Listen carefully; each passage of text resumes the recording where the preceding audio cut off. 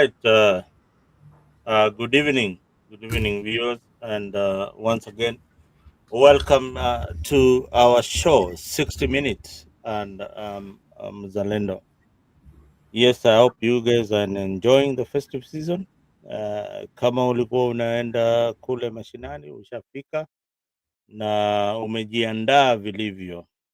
Na leo bila shaka bado siasa tutapiga because kuna mambo mingi zinafanyika, and tonight we are not only dealing with the rumors that are happening in politics. We are dealing with the signals, political signals that suggest something fundamentally shifting in the orange democratic movement. And as we head towards 2027, in the recent interview by Suba MP, Suba South MP, Omodi Karoli, his political future as an ODM member lies in limbo. That statement that he made recently is significant, but when placed within a broader context of ODM's internal dynamics, is becoming impossible to ignore what is really happening in the orange democratic movement. And across Nyanza, dissenting voices are growing louder. Leaders who are questioning the party's directions, report being isolated, threatened, or quietly being edged out by other leaders. And with me in the studio, we have got none other than Leo to dissect and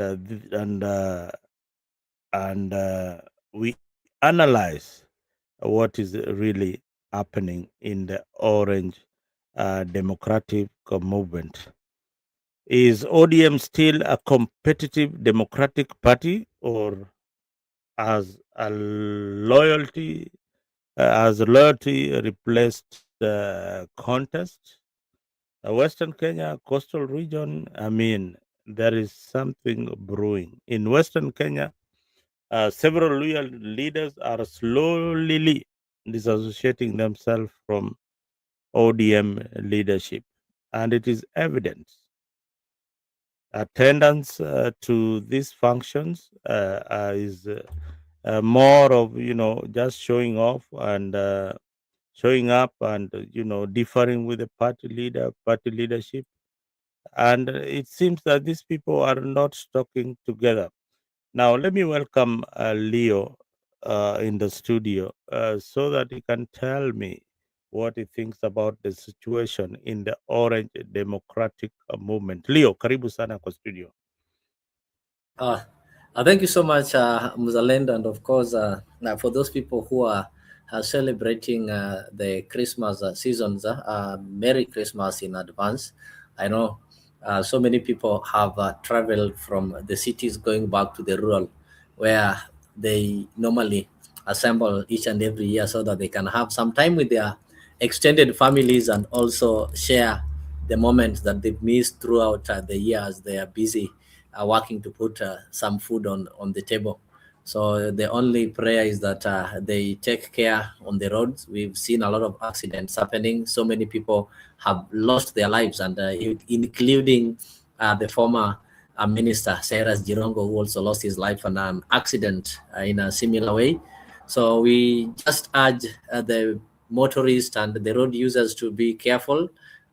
It is not worth losing a life to this particular moment when people are celebrating the birth of Christ or the birth of new things in their life, and as also prepare to usher in the new year.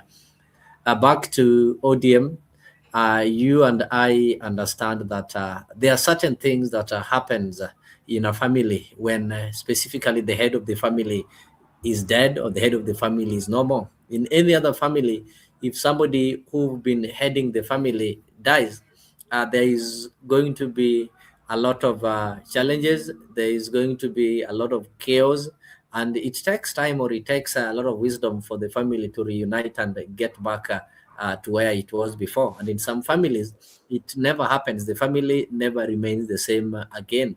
So if you talk of ODM, this is a party that has been led by the late Raila Odinga since its birth, that is for the last 20 years. And it was not only the last 20 years, it's a party that has moved from LDP to NDP and right to ODM. Remember when Jaramogi passed, a similar thing happened, and Raila managed to consolidate his following and use his maybe structures and wisdom by then to create a political party, and a party that he worked with from one coalition, from one agreement to another. So if you want to talk of the leadership of Raila and the ODM, it did not even start when ODM was formed in 2005, but it started when he formed his own LDP, when he merged with Moi. So the people who've been following Raila have always been identifying with any outfit, irrespective of the name. So when he joined the NDP, people joined him. When they were having the knack of the rainbow, people joined him in that rainbow.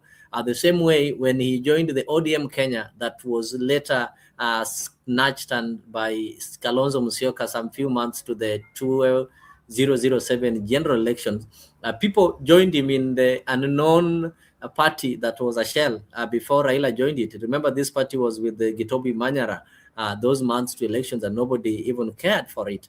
But immediately Raila fell out with Kalonzo, and Kalonzo ran with the Ford Kenya and joined this new party. Everybody joined him. So the challenges that are being experienced is that I think Raila had some centralized system of leadership, whereby whatever Raila said was law, and people took his command seriously. Whenever he said right, people did not question, which in leadership is one of the powerful aspects that if you hold as a leader, your leadership will always be stable.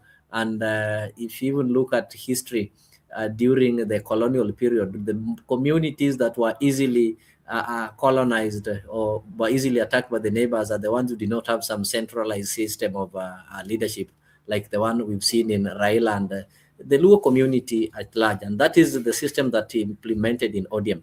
So right now we are having an ODM whereby a party leader, Dr. Buru, speaks a different language from the Secretary General, and some other leaders like the chairperson of the party are also speaking differently. Like yesterday, I saw Oburu Odinga and Sifuna reading from different scripts. So that one tells you that that centralized part of leadership is no longer there. Maybe Raila will be able to call them and they agree on what they're going to say, or all of them will have to affirm to what Raila said. So that is what is lacking. So it is just a matter of time.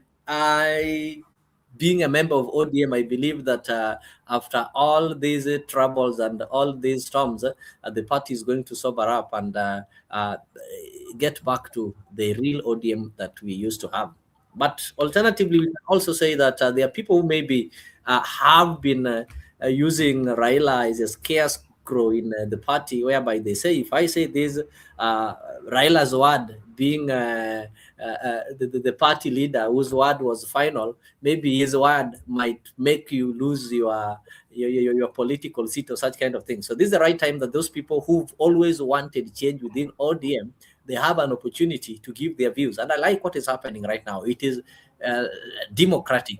The party leader will say we're in broad-based, and the secretary general will say we are not in broad-based, and everybody is free to share their mind. So I don't think there is panic, but they need to run quickly and try to put the house in order so that ODM can have one center of command rather than having different. No one to have different centers of command. That is what leads to the end of these parties. They become unmanageable, and people now get confused. Who should they follow? What should they follow? So I'll just call upon the people at the leadership to ensure they get a way of harmonizing things together so that they can have a central point of command rather than everybody operating at their own part.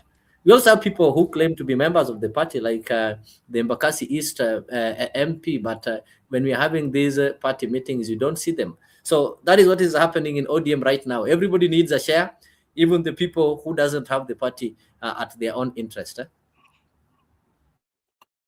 All right, Leo, thank you. I mean, that was a very, very good observation from you in the absence of Raila. And today I watched an interview of one Wafula Buke, and it seems whatever you've narrated there uh, just tells exactly what Wafula Buke was saying. He was saying that he belongs to the Raila inner circle. The Raila inner circle consists of people like Orengo, you can name them. Uh, those are people who are making decisions within ODM from another wing. Now, there is another circle of Raila, another wing of Raila supporters. These are people like Junet, Gladys Wanga, and the likes, Millie Odiambo, and the likes. Those were also in another wing. But Raila Odinga could be in the middle of these two groups and bring them together and set the agenda. Anybody who was going off the rails, definitely they will never be seen. They will never see parliament again or something. So there was a way that he managed this movement. Now, Leo, with Raila no longer at the helm, ODM is navigating like uncharted territories. How is the party going to manage the leadership vacuum? And what does it mean for its unity strategy heading towards 2027? I think, Mzalendo, that is really a good question that the party leaders in ODM ought to maybe think of. Remember, Raila was the unifying factor in ODM. Raila was not seen as maybe coming from Western or coming from Eastern or whichever part of ODM, but he resembled the entire party. He's one person who would go to coast, lift your hand, and people listen. Who will go to Western, who will go to Nyanza, that is both the Luo Nyanza and the Gusi part of Nyanza and the Kuria part of Nyanza, and also to Kambani and do the same. And the idea that Raila and the Rutos used in 2005 when they formed the ODM Pentagon is something that we also have to appreciate, whereby they decided to decentralize maybe this kind of leadership, to have somebody who will be able to speak for specific regions or maybe have some control over these regions. And they also tried that in ODM. Remember when Raila was going to AU, they came up with these positions of the deputy party leaders, and ODM managed to come up with the three party leaders, deputy party leaders. That is Simba Arati. I think he is the one who was to hold brief for the Nyanza, that both the Luo Nyanza and the the Gusi part of Nyanza. We had the coastal part, they had the Mombasa governor, and all the western part, we had Ososi. So these people replaced the individuals that were already there. Remember, we had Joho before and we had Oparanya. And the greatest mistake that ODM did that I need to fault them is when they were joining the broad-based government, in appointing the cabinet secretaries, they will not have given their best. They will not have given the members who are the party leaders. They will not have given Oparanya and Joho. You know, making Joho and Oparanya the cabinet secretaries, exempt them from participating in the politics. And now, because they are civil servants, and whenever they do it knowing very well it is illegal. They're just doing it because there is goodwill. So that is what is going to be a setback in the coastal part, because we are now having a first-time governor who also had some issues with the Joho towards the 2020 general elections. And Joho, who would have solidified cost, is now a CS, and the hands are now tied. He is now working under William Ruto. So that one gives Ruto also an upper hand in controlling ODM right at the coastal province. The same is happening in Western. We had Oparanya. Oparanya was more mature politically, and we are now giving a senator, first-time senator, who also wants to become a governor. No, once you want to go for these governorship seats, you are going to have a lot of enemies, because there are people who are also going to eye that seat, and this is also not going to work well with the ODM. there are people who will be trying to challenge Ososi's governorship in Vihiga. Actually, they are going to carry that grudge with the party because Ososi is now the deputy party leader. When it comes to Kisii, I don't see any problem because Simba Arati is doing his part in consolidating the Gusii. And we cannot maybe judge him based on the by-elections that were done, because if you look at Kisii, the two counties, they've always been a parallel. Like, they've never been voting Yeah, together. yeah, yeah. They have Yeah. that Leo, is true. We've been having Nyamira and Kisii. Kisii has been voting together with ODM throughout, apart from Nyamira, which has got some historical differences that are back to the Nyachai issues and such kind of things. So what is going to happen in ODM right now is I see a situation whereby Raila left a big vacuum, specifically in Nairobi. No ODM leader in Nairobi can be able to do what Raila used to do, because the people that you're having are having their own interest. The chairman in Nairobi, Aladwa, cannot be able to do that. He doesn't have the that support that is needed. And if you ever seen anything successful in Nairobi, it was because of Raila himself, nothing else. So Nairobi, there's a huge vacuum, and for the first time, I will have to agree that those people who want positions in Nairobi, they'll have to calculate. I've seen areas whereby, like, an MP is negotiated and they give it to a lawyer.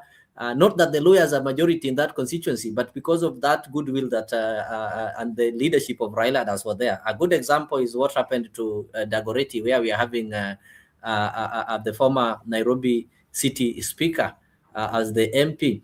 We've seen such negotiations happening in Ambikasi South, something that has always been costing ODM that seat. You've been seeing people like that Muindi, Sumra, I'm forgetting the yeah, name. yeah. Sumra, If yeah. you look Sumra at it, Mbekasi. and there are some even wards that when you go there, people are now going to look for some other political identities. I see a situation whereby the Luos will be voting their own if they are majority in that ward, and the lawyers will also be doing so. So the ODM is now we are going to have ODM that is going to be controlled by different, maybe communities or tribes. We've seen situations whereby we have a Gusii, they are minority, but they get the seat courtesy of consolidating all the Luos in that area. But at this point, you're going to find some constituencies, maybe in Kibra, whereby the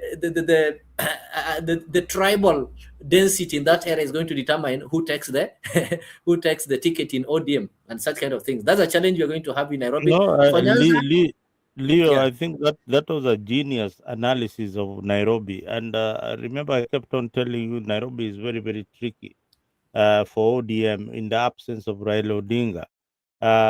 And you have not even mentioned that there are young leaders who are coming with the Gen Zs and all that. Nairobi is going to be very, very, very tricky. ODM can probably pull one or two seats in Nairobi, but the rest that they have, No, if we go by that, I know there are seats that ODM is sure, no, not one or two, and even there are seats that they've just been losing because of being so cautious and saying that no, we don't want to be tribal and such kind of things. There are seats that that obviously ODM will have to win. There are seats that is not negotiable, that the other people doesn't have number to take it. And there's something that you're talking of about the Gen Z. I don't know if the IBC is being unfair or what. mm, If we look at the voter register, based on the statistics, nothing is going to change. mm, The Gen no, Zs no, that we no, are no, having. no, no, no, no. Let me finish. Listen, I want to give listen. you a good sample, and I'll tell you. They only register, there are specific places in this country that register is going to change. Right now, if you go to your county, and I have to applaud the PS Omolo, he's really doing a great thing. Even in my village, I see young men, I see old women, even older than my grandfather, lining. They get ID and the voter card. So if you look at the demographics that have started changing, so I don't know if Omolo is just doing it strategically in specific areas, but in Nairobi, just check the registration that has been opened and look at the change that has been there, Uh, less than 1%. So the only thing we need to do, I know you are a supporter of the Gen Z. I'm equally a supporter of the Gen Z, but I fail to identify with their laziness of shouting on the internet. But they don't take ID card. I wanted to tell you because I think Look at you've not the come. IBC have been posting it on a daily basis at the change that Yes, is taking place in IBC the have been voter register. posting it, but Nairobi is doing poorly. Nairobi is doing there is poorly. I think what you are missing is the strategy, is the strategy they were having. And I saw Eric Omondi laying the strategy that they are having regarding the registration of and what they plan to do in registration. I think in the near future, towards the elections, before the deadline of registration, you'll see a number of them swimming in to register as voters. But anyway, having said that, let us move to the topic of today, and that is ODM fracturing ahead of 2027. That was our topic. Uh, I've seen leaders who we respect so much. Some of them are elected. Some of them have been supporters of ODM and now are drifting away from the party due to the wrangles that are happening. I want to play for you a clip by one of the leaders, Karoli Omondi, in his recent interview with NTV, courtesy of NTV, so that we look at what he's saying and what is possibly going to happen within the Orange Democratic Movement. Let me share a bit of that clip. Shift.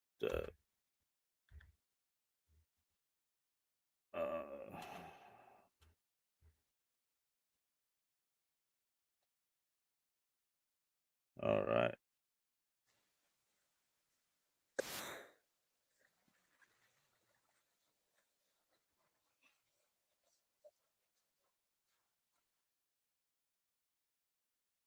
Katika chama cha ODM kukosa kutetea viti vyao kwenye uchaguzi mkuu ujao kupitia tiketi ya chama hicho. Mbunge wa Suba Kusini Karoli Omondi amesema kwamba kamwe hatagombea katika chama cha ODM kwa sababu hadhi ya chama imerudi chini. Matamshi ya Omondi ambaye alikuwa mkuu wa wafanyakazi katika afisi ya Raila Odinga akiwa waziri mkuu, anasisitiza kwamba chama hicho kinazidi kupungua maarufu. Haya yanajiri huku ubabe ukiendelea kati ya kundi la katibu mkuu wa chama Edwin Sifuna na mwenyekiti wa chama hicho Gladys Wanga. Paul Nabiswa anaarifu. Karoli Omondi ni kati ya watu waliokuwa karibu mno na waziri mkuu wa zamani Raila Odinga na aliamini itikadi ya chama cha ODM, ila sasa yadhania vinginevyo. It is not my intention to seek re-election on ODM ticket. As a matter of fact, I think I will run for re-election on a different party. That is for sure. Which party it is and who I'm associating with, those we will discuss later. The only thing I can say, it is not one of the parties that you know. I think it will be a new party. Inavyoonekana Karoli anadhana kuwa unapoumwa na nyoka ukiona ung'ong'o unashtuka. Once they threaten to expel me, and then I know they will come with zoning rules. Didn't they just do that in Kasipul? What about all the other people who want to run in ODM strongholds? Where will they go? They'll zone. We know they'll not do credible nominations. We know. Do you think even the last time there were credible nominations in these by-elections, when there are complaints, people must have choices. ODM was to try to expel us, and it was wrong, because there's nothing wrong that we did by engaging with the president on development. Ruto won the elections fair and square. We had to recognize him. So we engaged with him. But when the party tried to expel us, they lost in court. Actually, I have a court order. They are supposed to pay me 690,000, which I have not claimed.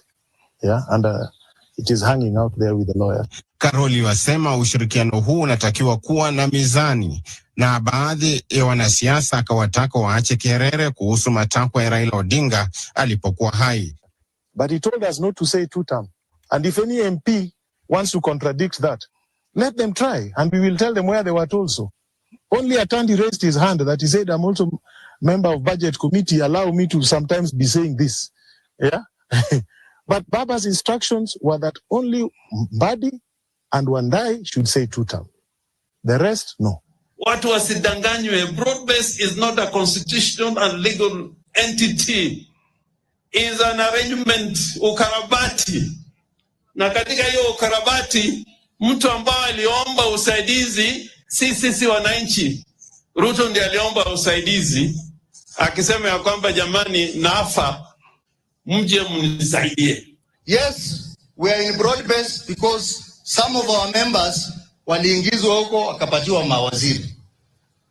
But that broad base is conditional on the 10 points agenda. Uongozi mpya wa chama cha ODM baada ya kifo cha aliyekuwa kiongozi wa ODM Raila Odinga unampa ukakasi Karoli. Something happened when Baba died that surprised me.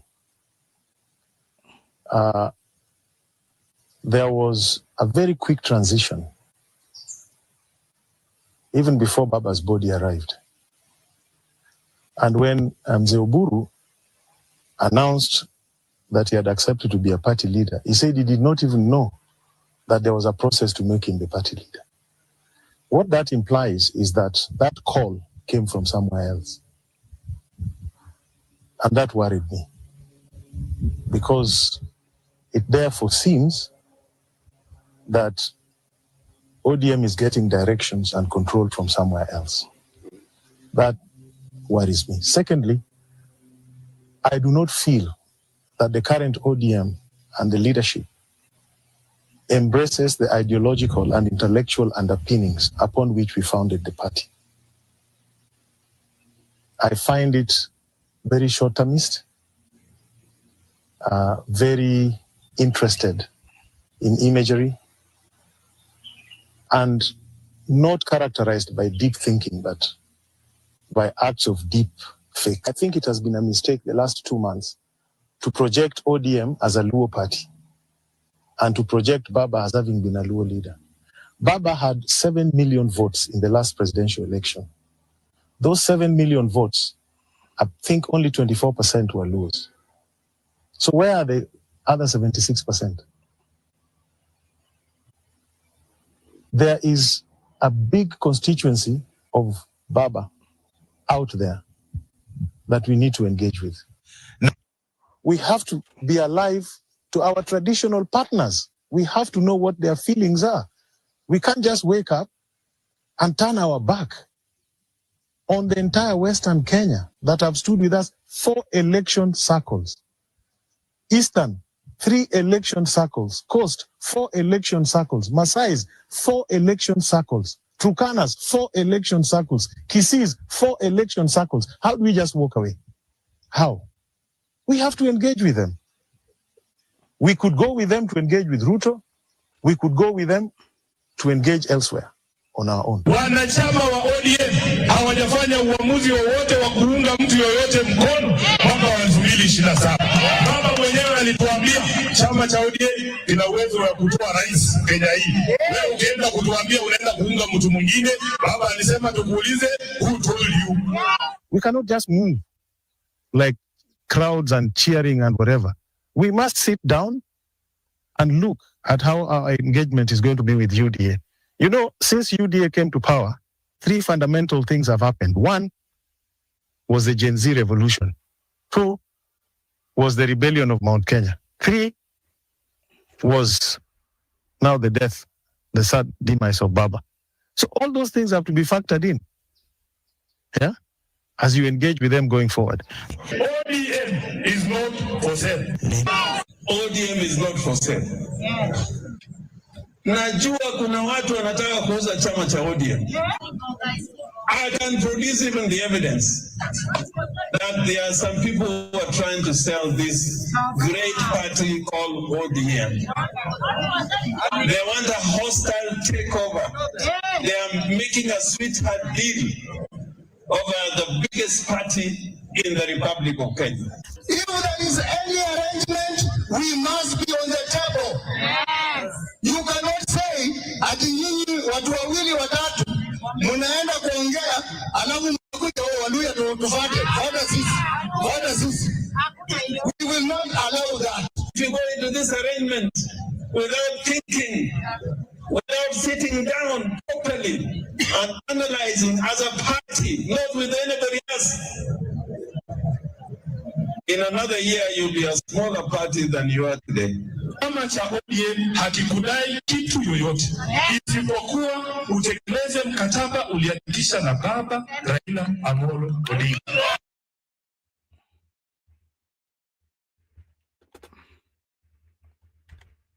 Well, that was it, and I think we've had exactly what our leaders were saying. And Leo, I hope you were hearing what they were saying on the background, and that forms part of discussions this morning.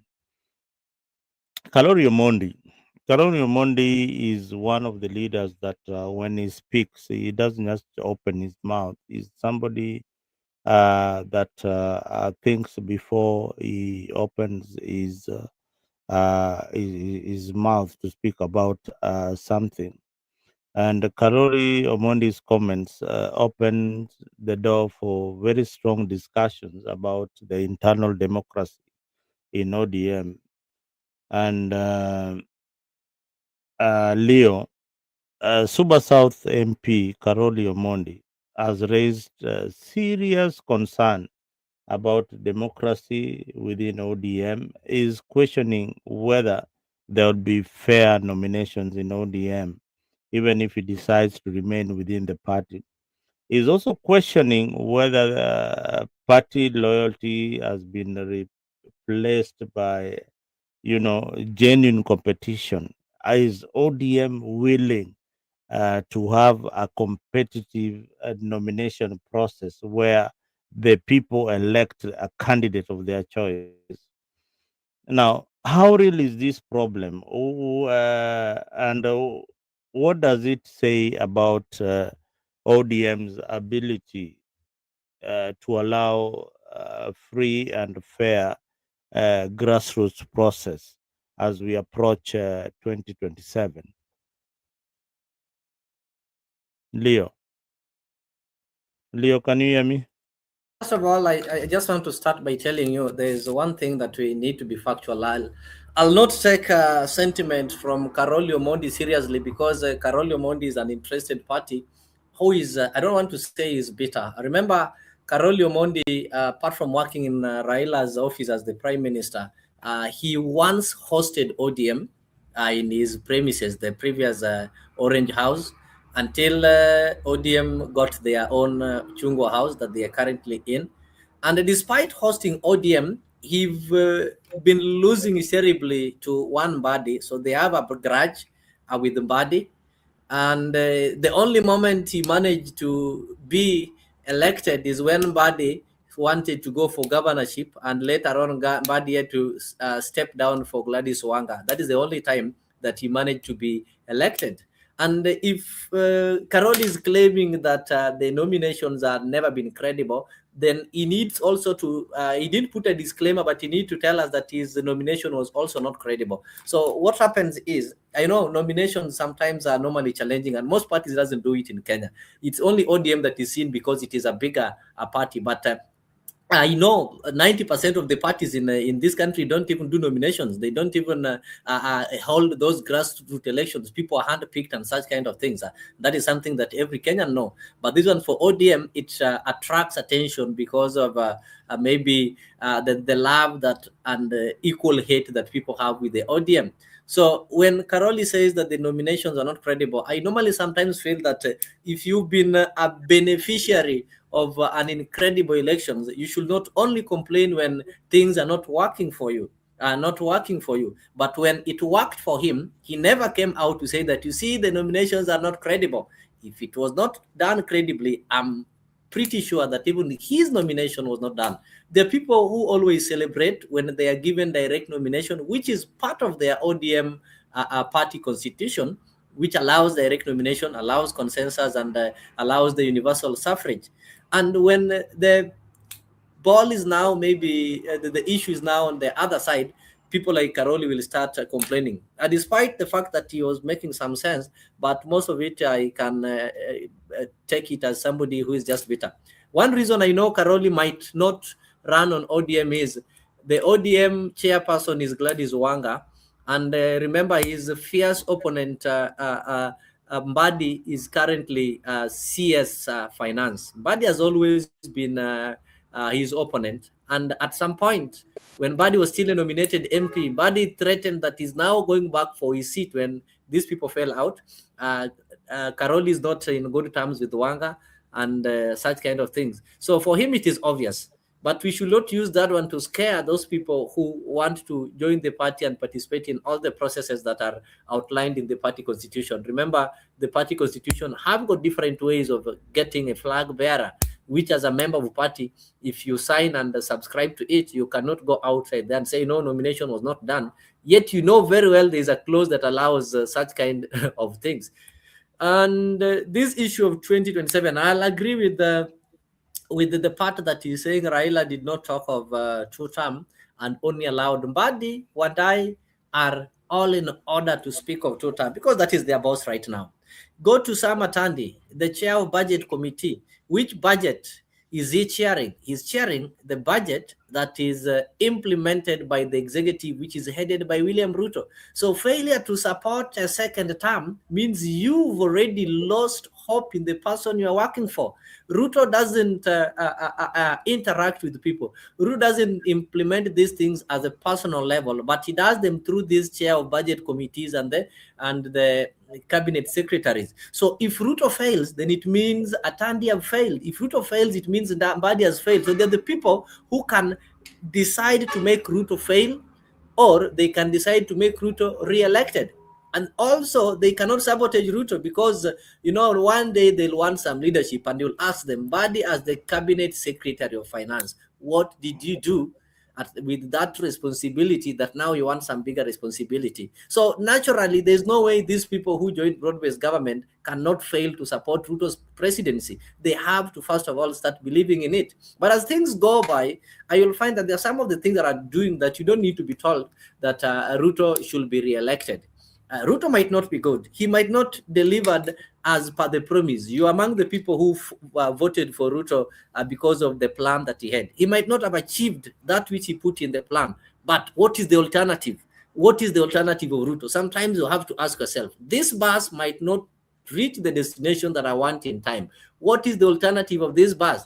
The alternative can only be something that moves faster than that bus. The alternative cannot be something that doesn't have a plan. Like you want to tell me we are not going to re-elect Ruto, then who are we going to replace Ruto with? We cannot replace Ruto with something that is substandard. So that's the issue. So the only reason why I'm sure Ruto is going to be elected is that because there is no alternative, there is no competitor. Forget about the jokers you people have been talking. People started singing, I don't know, Kiraro, I don't know, Chief Justice. Being a Chief Justice and President are two different things. So at the moment, the only person who is at the executive who has got what it takes maybe to take Kenya where we want to go to, will accept. Initially, Baba wanted to take us to Canaan and route have changed. Now the route, we are not going to Canaan, we are going to Singapore. So be it. I saw the Singapore story, and the opposition claims that Ruto stole it from them. Gachagua was the custodian of the Singapore story, but they delayed in selling the narrative. Ruto is so smart in selling a narrative that will sink on people's head.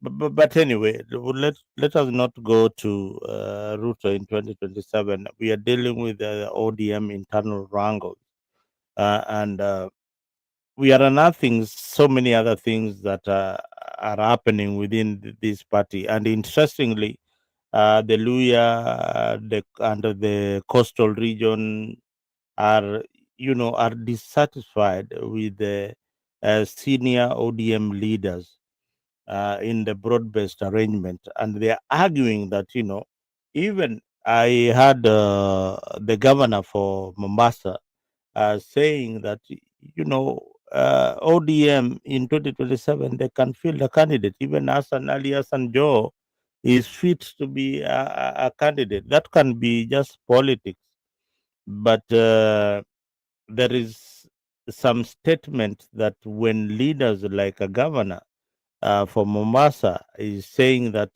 there's a problem within the leadership of ODM. So, Leo, do you think this top level kind of messages that are coming from senior uh, members of the party is confusing the support base of ODM? That is what I started with. I think the people who are senior most there, everybody is selfishly fighting for their political interest, and they are causing more harm than they might think, because they are giving contradictory information, and everybody wants to prove, they want to prove their worth. I'm the one who can speak for the party, but they're not doing anything showing that there are people who are in the grassroots giving directions and also helping. It is not just shouting and saying, you see, root or totem. Then what are you doing in your leadership position that can make somebody to see the reality in totem? For example, if somebody like Dr. P.S. Omolo tells you that tutam, and you look at some of the activities he's doing in the grassroots, like registration of IDs and the registration of the voter cards that is taking place in his backyard and the entire Nyanza, it tells you he's serious with this two-term issue, because two-term starts by taking vote. If you look at some people talking of two-term, but when you go back to their maybe rural areas, they are trying to ensure that they tap on these national development plans, and the roads can be seen going to their roots and such kind of things. Somebody will see some signs and they will not even be able need to be told two-term. But the people, when they wake up, you see, we are not in this broad base. They're not giving alternatives. They're not giving right direction. They are just there. And this is what is going to work against the ODM party. And the worst thing that happened is, people like Joho, they had, the people who had some charisma that will give direction. But now that they were put in the cabinet secretaries, it also limits their political activity. So that is a setback that we also have to agree. And then secondly, also moving forward, talking of ODM will fail. So what have you done to convince people that this ODM is going to field the candidate moving forward? We've seen people like Joe, we've seen the top leaders. We're seeing somebody like Gladys Wanga. Gladys Wanga is also fighting for her space. I understand she wants to become the deputy president. Don't just brush And it off. apart from that, Don't she just also brush it off. wants I she need you to wants elaborate on that a bit. I'll talk on that. She wants some dominance. And once some dominance, you're going to be in problem with other people. Gladys Wanga is a good lady. She's so charismatic. I like the way she mobilizes, mobilizing, even if you pay people, that is mobilization. So there's nothing like, she buys people, she buys the crowd. Part of buying crowd and paying people and buying loyalty is still mobilization, because at the end of the day, you're going to own this loyalty. So the only problem with Gladys Wanga is that she thinks that when you disagree with her, then you are now an enemy, and she wastes a lot of time destroying her enemies than convincing the enemies to get into his camp. Something that Raila did not do. Raila will be abused by Miguna, and at the end of the day, they still came to work together in 2018. Despite all those abuses, he knows the potential. You don't burn some bridges. Look at what Wanga is doing in your Homa Bay. People like Odoyo, I might not agree with him. I might not agree with this kind of politics, but those are people you don't waste time destroying them. The more you keep on destroying them, the more you drift them and their supporters away from you, and people begin to see the bitterness in you. So that's the only weakness that Wanga is having. She takes a lot of time to destroy those people with dissenting opinion against her, and that is so dangerous when it comes to leadership of a party like ODM. So it will really be hard. It will take time for ODM to get somebody of the caliber of Raila, somebody who will be able to maybe stomach all those insults and abuses and still embrace you. You are absolutely right. You're absolutely right. They right now they are talking about encroachment. I don't know whether you've heard about encroachment. That Wanga and her team, they don't want any other political movement within Nyanza to field a candidate to encroach in on their base, just like they don't want to field any candidate in Rift Valley. They are forgetting that Oledama, Olekina, those are people who are elected on an ODM ticket in Rift Valley. So in Nyanza, they want UDA candidates completely out of Nyanza. What do you think about this? Okay, I think though that is a survival tactic that has been used by Wiper, but ODM is a party that should not go to the level of Wiper. ODM is a party that should be able to bully its opponents and carry the day. Wiper has been supporting Raila all those 10 years, and he've not lost his relevance in Okambani, courtesy of this thing called the zoning. If it was not for zoning, Wiper will not be a political party, because the people of Kombani would have even been electing people from other political parties. But Wiper have managed to survive courtesy of the zoning. Why not for zoning? Even that party for Mutua would have worked. And the only reason why Mutua will not work with Kalonzo is because Mutua was against zoning. So why do I think do you think this zoning thing is a good thing? That is why I'm coming back there. I want to come back there. Zoning thing is not a good thing. It limits a political party to a specific area. Number one, it also limits competition. Remember, if there is competition, the turnout is good. This is what has always been working against ODM in Nyanza. Imagine you've zoned it for ODM, of which after the ODM nominations, and we know Mzalendo have been given a ticket, everybody is pretty sure that Mzalendo is going to be elected. So whether I go to the voting center to vote for you or not, even if only 10 people vote, you're going to win. So why would I win with 10,000 votes and 20,000 votes have not been cast?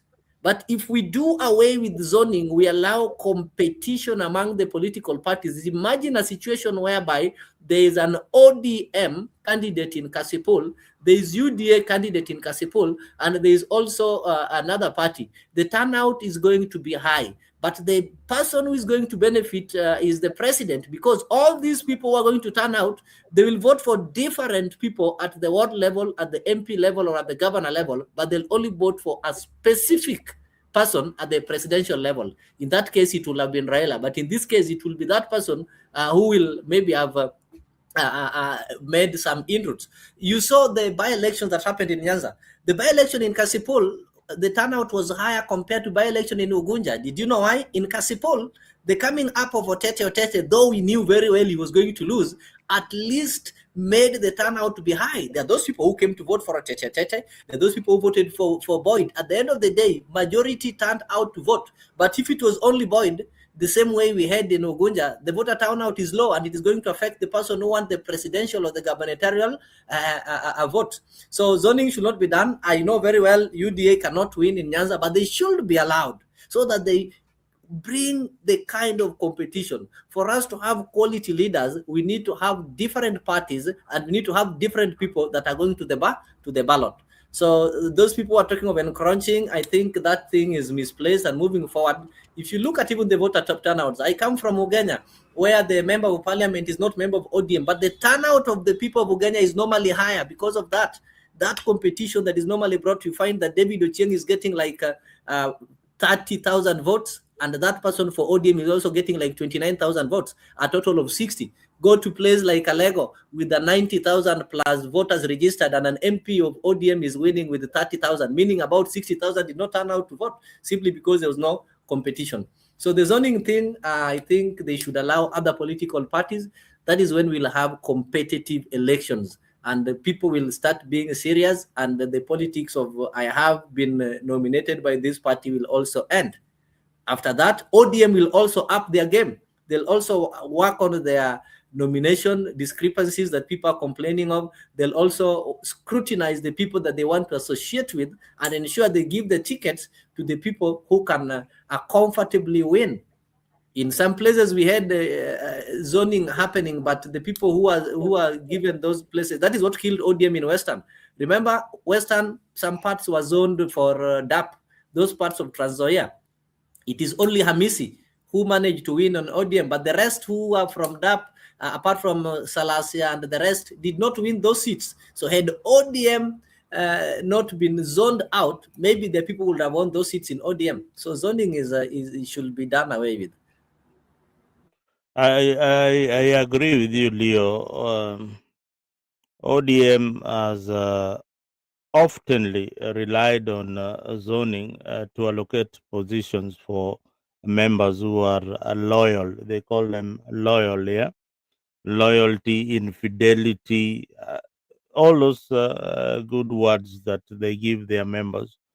So these are seats that are specifically designated for members that they know will not go against the party leader, then Raila Odinga. Now, it does not, just as you said, it does not encourage internal democracy within the party. It does not.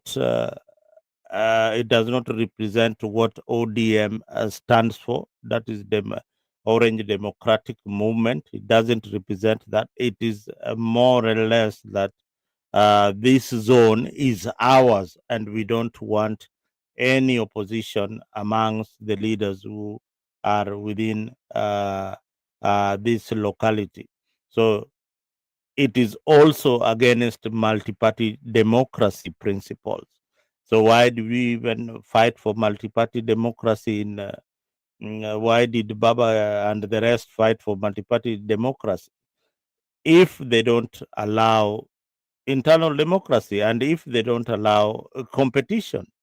So all they want is that to ensure that they whip the community in a certain political direction to ensure people who are close to them, like Karoli has said in that particular video, that most of them, if you are not close to the office, if you are not close to Gladys Wanga, you will not get that ticket, and that is a fact.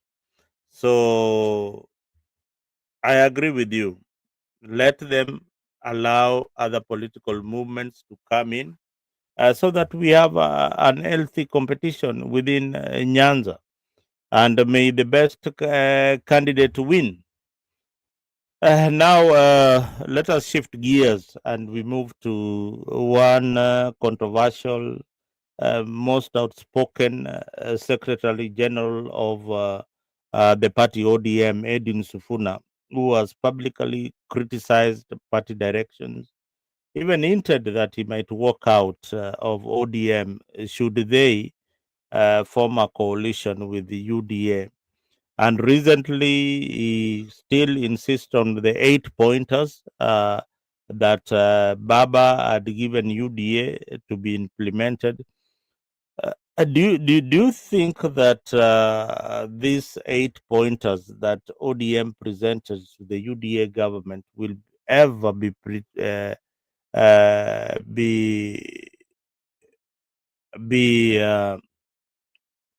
what is the right word, will be ever be implemented, especially the compensation of the victims of the riots? Do you think that this thing the government is really taking it seriously, that they need to implement the 8 pointers so that they move on in one direction with the coalition of members who are allied to the broad-based ideology?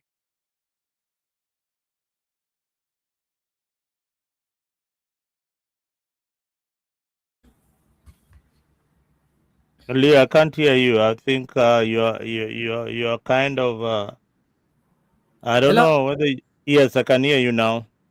Yeah, you're saying No, I was saying that having seen what is happening, Edwin Sifuna, who was publicly criticized UDA, and even he has hinted that if ODM works with UDA, he will simply walk out of ODM. I And think for Edwin Sifuna is laughable. just hold on, Yeah. your thoughts. He has also hinted out that there were 8 pointers that they gave UDA government to implement, and that is what is following. If that is followed to the letter, he's speaking with two sides of his mouth. If that is followed to the letter, then he might work with the Ruto. If everything that they gave William Samoei Ruto is followed to the letter, then Sifuna and his group will work with William Ruto. But do you also think that William Ruto is ready to implement what they had agreed with Baba? Zalendo, you'll find most of these 9-point or the 10-point agenda, most of them, for them to be implemented, it happens in the Senate and the National Assembly. And like there are this thing, like let's talk of compensating the victims of violence from the 207 and such kind of thing. Already there was a goodwill, but the thing has been halted. The cases are in court. And you know, the people who've gone to court, they're the people who are working with Edwin Sifuna and the rest. So I just want to say one thing about Edwin Sifuna. You know, Edwin Sifuna doesn't have a voter identity. His only voting identity is ODM. Edwin Sifuna was voted as a senator of Nairobi, not because of Edwin Sifuna. He was voted because of ODM and ODM Secretary General. Number two, Edwin Sifuna is a senator. He has got an opportunity to address some of these things in the Senate where he sits, but he doesn't. Edwin Sifuna speaks in the national television. We see him in radio, in TV, and on the press conferences. Have you ever seen him even holding a Wazee meeting in his backyard there in Bungoma, or in his house in Nairobi? Even a meeting with even youth, or a meeting with even a man trying to maybe have some political talks. He speaks on the press. And you know, the press where the audience is already there. You go to the press, you go to the citizen. In the Senate, he doesn't do anything constructive that can help his party. So being a parrot secretary general and claiming to give such threats, I think Edwin Sifuna is just lying to himself, and it's just a matter of time. Because what I know is that he doesn't have a political identity. Apart from ODM and being Secretary General of ODM, he doesn't have any political identity that identifies with him, or that he can identify with, that he can also bank on. He enjoys the support of Kenyans on TikTok. Leo, I think you're very wrong. Who doesn't consolidate their voting at a specific place? Edwin Sifuna will enjoy the support of you, who is not in Nairobi, somebody who is in Kakamega, somebody who is in Mombasa. So when now voting is taking place, he doesn't have that identity. So do you know how many votes did Sifuna? Do you know how many votes? I've told you. Listen, I've already told you that the votes that Sifuna got, he did not get as Sifuna. He got those votes as ODM. And if you think it is a lie, just moving forward, maybe you don't know Sifuna before that. Before he even came to vie in Nairobi, Edwin Sifuna went to try vie in his Bungoma backyard. He was beaten, pants down. No, that is the wrong analysis. Nairobi, he was given the voting pattern. Leo, I will not agree with you with that. Even he's the Secretary General. Listen, Edwin Sifuna is the Secretary General of ODM. His MCA back at home is not a member of ODM, and is the Secretary General of ODM. He won in Nairobi, and he was beaten in Homa Bay. The voting pattern in the rural areas is very different from the I myself voted Edwin. Listen, I voted Edwin Sifuna because of 6 Ps. I've been voting Pasaris. Do I even know what Pasaris stands for? Apart from maybe seeing her beautiful look and her nice legs. What you are confessing today is that you've not been voting on policy, no, their but positions you've been are voting, like, how does you've been voting euphorically. What has Edwin Sifuna done as a senator? No. Did you just confess that you don't even vote with your brain? So what did I you vote just for the say? party. No, let me tell you. This is politics. Why do we have political parties? They are vehicles. Once you believe in the structure of the party, even a cat can work under the structures that you can vote for a cat. As long as the party is strong and the party has So got long the as structure. the cat is wearing orange, you will vote for it. Actually, that is why you have political parties. If it was not for that, then I would go for individual candidates who are contesting on independent. Then why does your party give us cats to vote for? So once the cat has changed his ideologies and want to use personal ideologies rather than the structures within the party, then the cat becomes useless.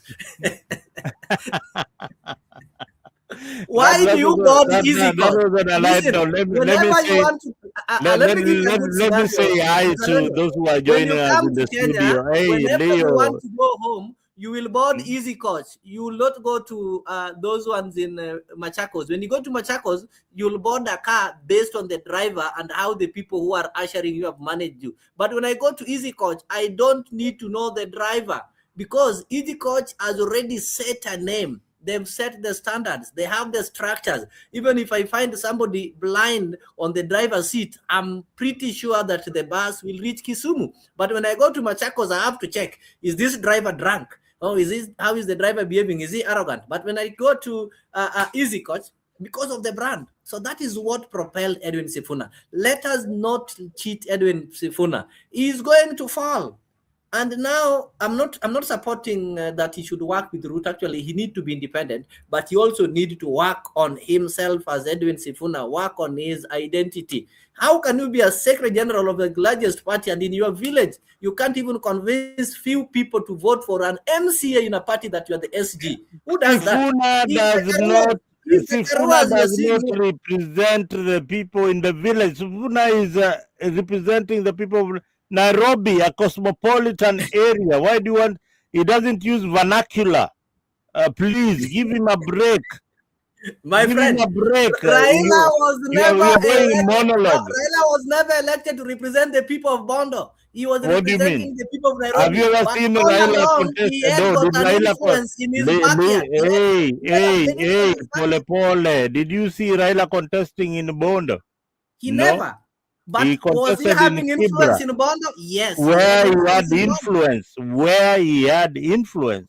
So Nyanza, it doesn't really matter where you start your political career. If it didn't work for if it didn't work for Sifuna in the rural areas, he came in town and he won the seat overwhelmingly. Listen, so, what is your problem with that? He's not Secretary General of Nairobi. He's the SG of ODM, the entire country. So he needs to wield that influence. Raila was never elected in Bondo, but he had influence in his backyard. His words. Okay, let us go to the politics in Western region. Do you know the politics in Western region? Why did ODM win, for example, in Bungoma? ODM, I'll tell you, if you've been following, ODM has never been able to win in Bungoma. This is something that is historical from Kijana Wamalwa. And whenever the first time that they've been voting for Raila as an individual or as a party with Wetangula is more powerful in Bungoma than any other politician might think. And actually, do you remember we had a Secretary General called Ababu Namwamba? Did he ever win in his constituency? Ababu Namwamba was a Secretary General, and he's a typical example of Sifuna. When he became more popular and thought that it was him, Ababu, and dumped ODM and formed a certain party with some Wiko and some women behind, and does some eating competition during Christmas in Budalangi and Manyala. What happened to him? He was a bright guy. Actually, that guy, you cannot compare Ababu's intellectual capacity with Sifuna. Sifuna is an average thinker. You can't compare Babu Namwamba to Sifuna. And if there's one man that how do you hey boss, how do you, I mean you are going overboard now. You are even able to measure Sifuna's IQ. I think that is propaganda. Based on the decisions that he makes, you can be able to know he's an average. What decisions are you talking about? No, there's some decisions. Sifuna has lasted in ODM a longer time compared to Ababu Namwamba. and that tells you that he can manage the affairs and the political space in ODM better than No, Ababu Namwamba. he has been defeated So, to manage their political affairs.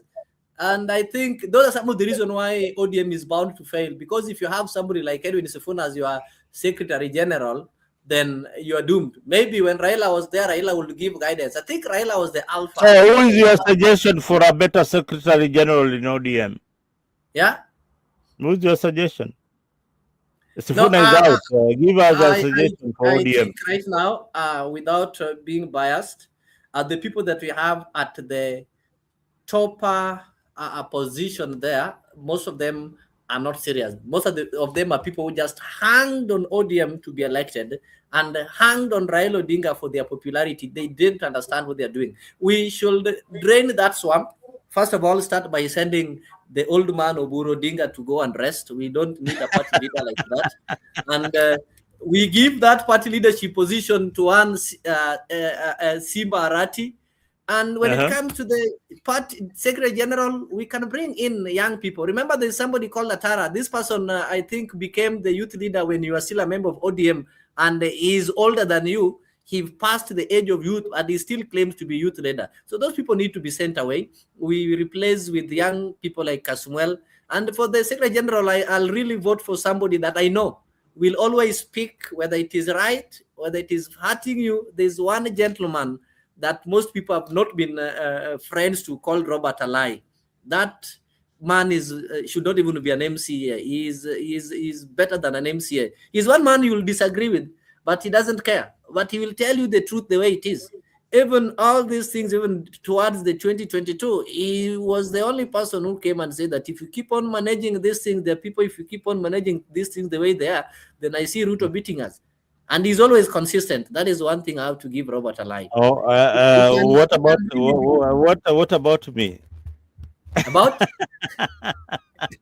you are an outsider. You left ODM, so we don't plan with outsiders. Haven't I been consistent with my message to you and how the politics in Okay. Kenya is going? There is what is called fair consistency, but there is what is called bias consistency. You've been consistent, yes, but you've been consistent on the negative side. What do you mean negative side? You get it? There's somebody who is consistent. Oh, I don't give you any positives. I only give you the wrong side. That is the only consistency that you have. You are consistent on negativity. So that is yours is a one-sided. But for Robert Alai, he will give due where it belongs. He will also discredit what deserves to be discredited. But on your end, you are consistent. But you are consistent with the negative side. I think the difference is that Alai supports where his bread is buttered. That is the difference. I am only consistent on a principle and things that I feel that are good for the ordinary Kenyan and not for the political class. That is the difference between me and Alai. Now, thank you, Isaiah Monyeko, Mosoti Obadia, Kiplagat Osaya, and Andrew for joining this discussion. We also have Alex. Thank you very much. Thank you very much, Kefa, for tuning in. Thank you, every other person who is tuning in. If you're watching us from Tembei platform, this is Zalendo and Leo presenting for you this analysis. Just go to Leo page, follow him, like whatever he's presenting there. And also remember that Africa 24 is bringing for you all these live analysis as they happen. If you don't agree with us, please take a point and step up here and tell us what you think about our politics. Here we give a sober discussion of the situation the way it is in Kenya. If you like it, give us a thumbs up. The way our friends on the comment section have been doing. Isaiah, thank you very much. Moseti, Asante, Kiplagat, Asante Sana for the thumbs up. I will continue giving you such good stories with my good friend here, Leo, very polished political analyst, and he looks into every direction of the politics, but I know where his heart lies most. And as we wrap up this 1 hour discussion in our politics, let us just speak the truth. And we want to end it with, what has been happening in the social space. Leo, Yeah. I've seen this lady who has just come up with the allegations against Raila Odinga's family. Can you just try and break down what is happening within the Odinga's family and these allegations that this lady is bringing up? Because this is what is in the social platform. I think, just like when you go to court, sometimes there's some cases the magistrate will look at you, the case is valid, and the magistrate will tell you the case that you are trying to argue has been passed with the event. So this lady, from what I know, is related to the Dingas, which is true. I think cousin to Raila's mom, and the most important role that he played is that she was the babysitter who took care of Oburu and Raila, meaning she worked for Jaramogi. And under the old traditional arrangements, this kind of works, most of them were never paid. If you happen to have married and your wife gets a child, the wife will go back to their village and get a close relative to come and do the weaning for the children until they grow. And at some point, some of these ladies that were brought to maybe babysit your children would end up becoming your co-wives. If you are related and maybe within that time, and men are men, they will end up turning into family members. So the details that the lady is giving out, some have been in public domain, some are maybe some personal in-family revelations. But the question we need to ask it, what is maybe the end game? What is the need for telling us about Raila when Raila himself is not there? It is an African culture. When you go to a funeral, during that time when people give neno, you speak good of the departed, because you can never have a case against the departed. Even all the debts that the departed owed are always written off. So why do you speak good? So that you can be able to remember a departed person, and mostly people are remembered by the good things that they did. It doesn't mean that those people who die, as African, when you die, you become good, because you've really departed and you are beginning a new life where we'll not be able to interact. So however much we try to bring the balance or how your life was, it is just a waste of time. So maybe if it is something that is going to help the living, maybe relate well, because what she's revealing is not positive, and I think at this point it is not necessary. And what Mama Ida needs right now is time to heal. Actually, she's human.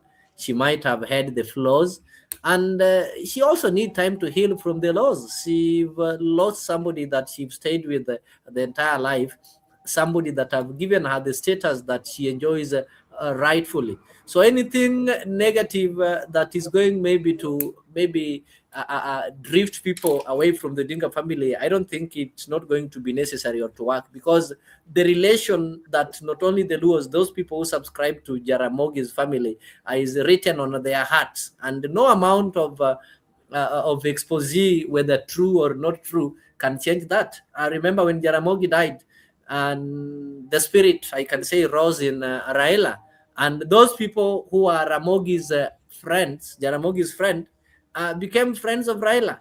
Those people who are Jaramogi's enemies inherited that enmity up to date. And when we are making our politics, I sometimes tell I had Karoli talk of the Gen Z revolution and the Mount Kenya rebellion.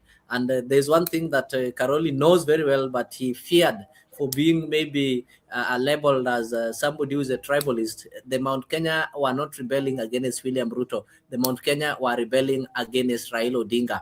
And if you look at the tone right now in Mount Kenya and the tone that was there previously before the death of Raila, it has changed. How they were harsh to William Ruto when Raila was there has really changed. And now you can see the UDA can still get back there, however much they're trying to fight Ruto, but they're not using that energy that they were using when Raila was there. So the only point of enmity that they were rebelling against Raila joining William Ruto. And that is why moving forward, the politics is going to be so interesting in 2027.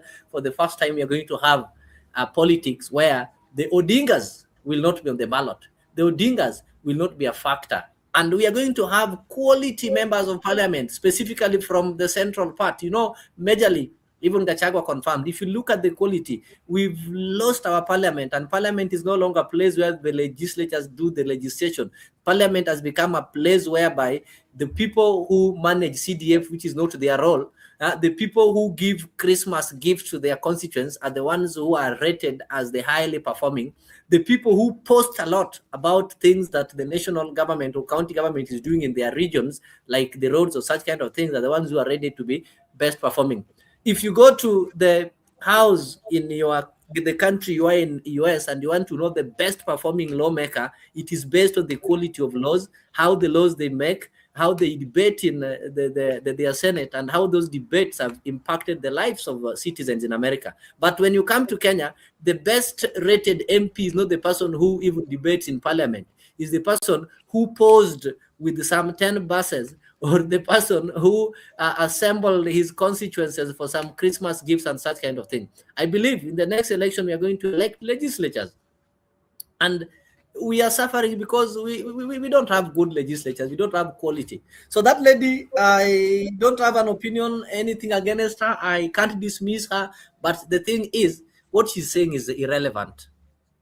Who wants to know how evil Mama Ada is or how evil Raila was? The Odinga and the Raila is over. And that is why even I was telling you what we have to do as ODM is to ensure that we get a party leader and remove Oburu.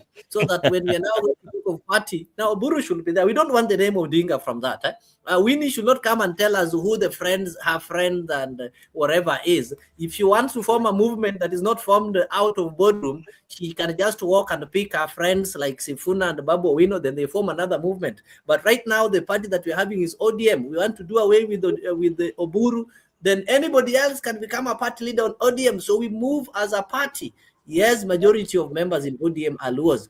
We respect and subscribe to the Odinga's ideology, and we'll, of course, we will keep revering that. But right now, in the absence, you want to learn to live without the Jaramogis. Some of us have faced discrimination because of being associated to Jaramogi. So this is something that now we want to live free. There are people who've inherently hated us simply because of that. But now I want to tell them, now look, if you people hated Raila, Raila is not there. Do you still hate our good brains? Do you still hate our good ideologies? Are you now able to join ODM now that it is not Raila's property? That is what we want right now. All right, that is what Leo Nyabaya really wants. If you're watching us from Mtembei X page, please make sure that you subscribe to Africa 24. I'm seeing quite a number, about 100 people watching us from various platforms, and you've not subscribed to Africa 24. Please make sure that you go to our page and subscribe to Africa 24. If you like our content, please also email Africa 24 as I put our email down there. Leo is saying that it's very, very sad. Now, we have ruled out that whether ODM will be a united party or not. But let me pose the question to you viewers at home: is ODM still united? What do you think? For you guys who are watching us at home, what do you think about ODM party? Is it really united? Which leaders again do you think are losing credibility within the Orange Democratic Movement? And And one last one, and this is very, very important. Leo had insinuated that the party leadership of ODM should go to one Simbarati. What about the coast region and the western region and the roles that they have played in the Orange Democratic Movement? What do you think? Yeah, share your thoughts here on Africa, and we will be able to hear them. Meanwhile, Leo,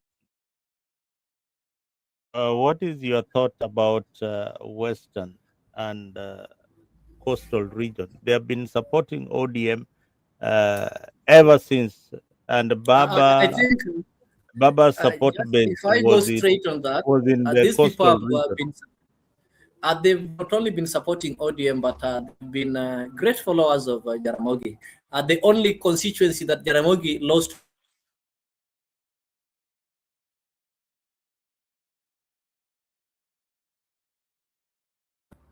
he had some command and great following in the eastern part of Mount Kenya. That is Meru, where we had people like Kiraitu Murungi. So that is the only part that was lost. And their other eastern brothers decided to follow their western brothers, the Mount Kenya from the western part.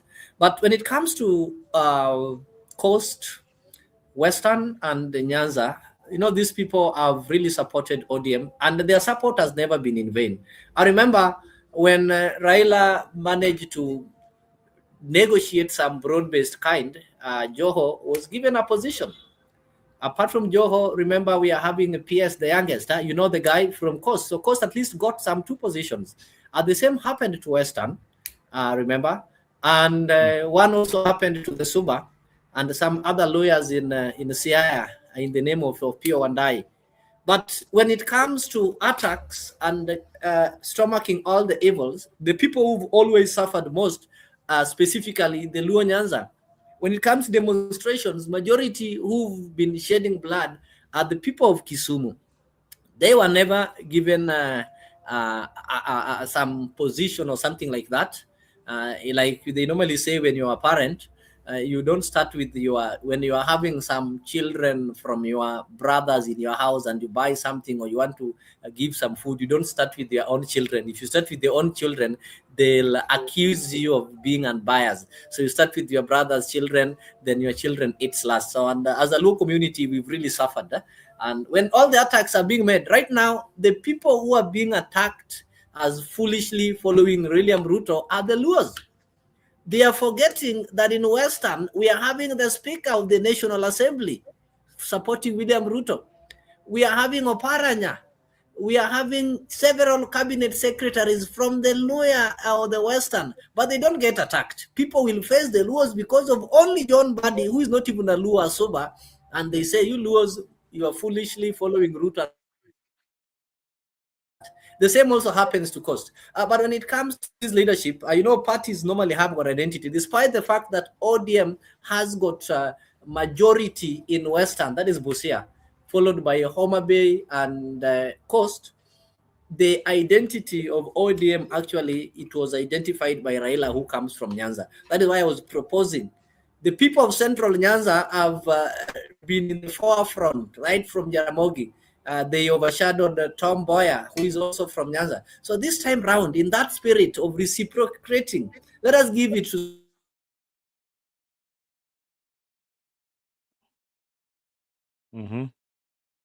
I think we are not going to give it to the son of Omola Agar because he's not in ODM. We have the son of Nyanza there in Simbarati. If we give it to Simbarati, that is Kavirondo. I don't know what. Leo. Is there anything wrong with the connection? Oh, sorry. I think you're Something's being wrong with your dramatic. connection, eh? No. We are okay. You at some point I was end. losing you, but we are fine. It's you I was losing at some point. Leo, uh, I think as we wrap up this evening edition of uh, of 60 minutes, I want you to give your last thoughts of the situation in the country and how you want to see the politics being organized by the opposition and maybe the the ruling party that you support. Right What is your now, I can say the year hasn't been bad, and despite we've had a lot of political setbacks like those kind of deaths and such kind of things. But so far, so good. If you look at our economy, even our exchange rates, things have already stabilized. So moving forward, I know we're only having a year to the next general election. So that is the only problem. The only cancer in Kenya is that we do politics throughout. It would be my wish that next year, 2026, people put politics aside and allow those people implementing the policies to implement so that we get back to politics in 2027. But I fear this is not going to happen. Now people want to start campaigning, and the moment people want to start campaigning, even the president and the executive are going to be invited into the campaign mood. And remember, whenever we are having a campaign mood, nothing constructively happens as far as development is concerned. We've really gotten into several partnerships that we just need some cool environment, goodwill, so that these things can be implemented. If you look at the loans that we've maybe agreed to, or the private public partnerships that are going maybe to expand our roads and work on our infrastructure, it doesn't need some sort of this sabotage or some sort of political hostility. We need to become so that we can commit to these projects. If that all happens, I'm telling you, we are going to be great. But moving forward, I can say Kenya we are doing well. We are doing well. And as we are working forward even to host the AFCON, I remember the next AFCON that we're going to host, the preparations are being made. We only need to now call upon the president that moving forward, we just need accountability. We'll not be celebrating Atalanta Stadium if people maybe overquoted or mismanaged the funds there. We'll not be celebrating, like, most of us, uh, we celebrate the fact that Uru came up with the SGR. But when you think of the money that was used there, how the cost was inflated, and the railway was just left hanging somewhere in the bush in Naivasha, not giving us any economical value, then you stop appreciating that. So I appreciate the fact that there are plans to extend the railway, there are plans for dwelling and other infrastructures that are taking place. So we pray that as Kenyans tuweke siasa kando, tuangalie maendeleo ya nchi. When it comes to 2027, people can get back to politics. well, as you had Leo, people can get back to politics. I am wondering why you didn't mention Singapore. I think maybe that has eluded you at some point. You should have mentioned your vision for Kenya being a first world, as said as Ruto has put it. But anyway, we wrap up tonight show, and ODM is at crossroad. Leadership decisions today will shape Kenya's political future. The cracks are real, the electorate is awake, and the countdown to 2027 has just begun. Leo, thank you very much for your insights, and thank you, viewers on Africa, our viewers on other platforms. Thank you for joining. I am Muzalendo, and stay informed, stay engaged, and please make sure that you go to your YouTube platform and subscribe to Africa 24. That is where we have the real conversation. Guys, thank you very much. And Isaiah, asante sana. Mosota, asante sana. Obadia, asante sana. Kiplagat, for keeping me engaged throughout this night. And all those who have not been subscribers of Africa 24, if you like our content, make sure just you go to the YouTube, so that each and every time we upload such good such good stories and content, you are able to be notified that you can watch and you can also jump in and be part of the conversation. Otherwise, good night and have a merry Christmas and happy New Year if we don't meet again. Enjoy the festive season and please take care. If you're driving up country, be very careful on the roads. There are other road users who have probably have had one too many. Be careful. Be very careful. If you are driving for sure for up country for the first time with your new car, please hire a driver. If you are drunk, please don't drive. Make sure that you have a designated driver to take you all the way. We want to see you in 2026. Otherwise, I've been Mzalendo and Asanteni Sana and see you